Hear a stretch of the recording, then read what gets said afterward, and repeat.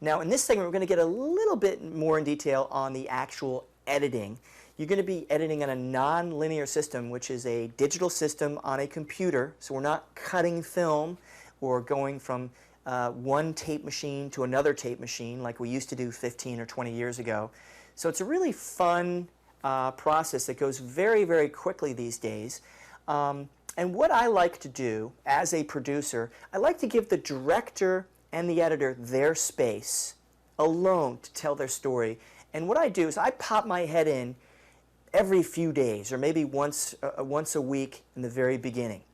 But like I kind of touched on before, I need to be the one, especially if I'm the one raising the money, if I'm the main producer responsible for this project, I need to do what's best for the film. Okay, because no one is more important. The editor's not more important, the director's not important, even if you have a name actor.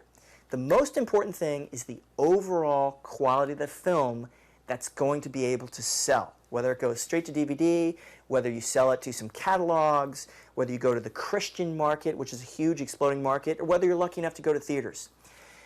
Same thing with sound mixing. You want to take your time and really spend some quality time on getting some good music. You'll probably have to pull mostly original music together from local bands or local people that will help you score it, because you're not going to have a lot of money for name music from the big labels.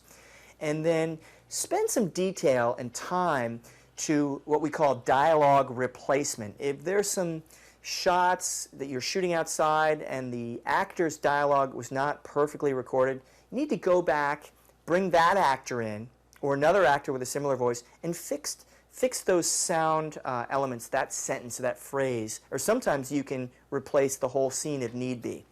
And put in sound effects and sound elements, we call that Foley, to really add your, take your film to the next level. So that's my advice on that.